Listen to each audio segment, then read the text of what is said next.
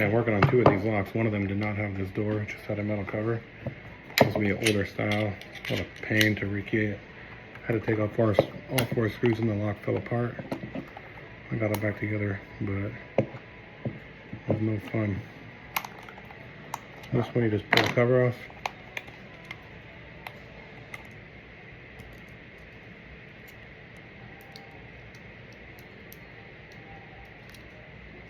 Done.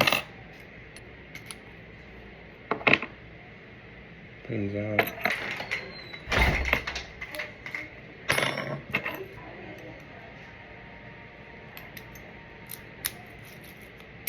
Much easier than the other one, that's for sure. Cover back on. Done.